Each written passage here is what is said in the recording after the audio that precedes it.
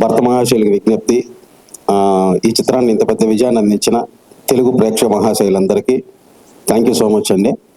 Almost 4-5 times theatre విజిట్కి వెళ్ళాను. So అంటే చాలా రోజుల తర్వాత అంటే చాలా హ్యాపీగా అనిపించింది అనమాట. ఎక్కడ కూడా అసలు గ్యాప్ లేకుండా నాన్ స్టాప్ నవ్వుతూనే ఉన్నారు. అంటే ఏ క్యారెక్టర్కి ఆ క్యారెక్టర్ కథలో నుంచి వచ్చి ఫన్ జనరేట్ చేస్తూ. సో అంటే ఈ మధ్య కాలంలో ఇన్ని ఫోన్ కాల్స్ రాలేదు నాకు.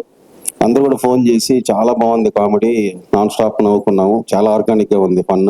అంటే నాకు కూడా ఒక డైరెక్టర్గా రవి గారు లాంటి పెద్ద హీరోతో సినిమా చేసేటప్పుడు ఒక స్టెప్ నేను కూడా అంటే మిగతా క్రాఫ్ట్స్ అన్ని కూడా ఎలా హ్యాండిల్ చేయాలి, చిన్న స్టార్టింగ్ ఉండేది కాన్షియస్, తర్వాత సార్ ఇచ్చిన సపోర్ట్ వల్ల 100% అనుకున్నట్టు స్క్రీన్ మీద జనరేట్ అయింది.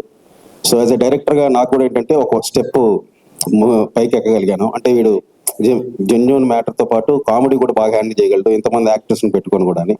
So thank you so much sir for giving this opportunity. Sir Sudhakar గారు అంటే డైరెక్టర్ ప్రొడ్యూసర్ కంటే కూడా ఇంకా మనం చాలా ఫ్రెండ్లీగా ఉంటాం. సో ఏదన్నా ఓపెన్గా షేర్ చేసుకుంటాం. సో ఈరోజు ఈ సినిమా ఇంత బాగా రావడానికి one of the main reason Sudhakar గారు. అలాగే నా టెక్నీషియన్స్ ప్రసాద్ గారు, ప్రకాష్ గారు. బీమ్స్ బాంబేలో ఉండి రాలేకపోయాడు. సో తన మ్యూజిక్ కానీ అంతా చాలా బాగా సెట్ అయింది. యాక్టర్స్ డింపుల్, ఆషిక, మురళి గారు, రోహన్, అన్నయ్య స్పెషల్ థ్యాంక్స్ అన్నయ్య. అసలు ఎంత ఎంజాయ్ చేసామంటే సెట్లో సునీల్ అన్నది అసలు థియేటర్లో అయితే బ్లాస్ట్ అనమాట.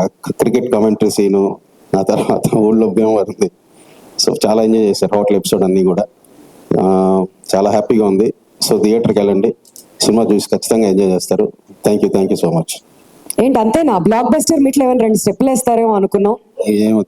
అందరు ఫ్యాన్స్ కోరుకుంటున్నారు సార్, ఇంతమంది ఫ్యాన్స్ ఇక్కడ ఎదురు చూస్తుంటే. లేదు కొంచెం సరే గ్రూప్ పిక్చర్ కి పిలిచినప్పుడు అప్పుడు మళ్ళీ ఏదైనా ట్రై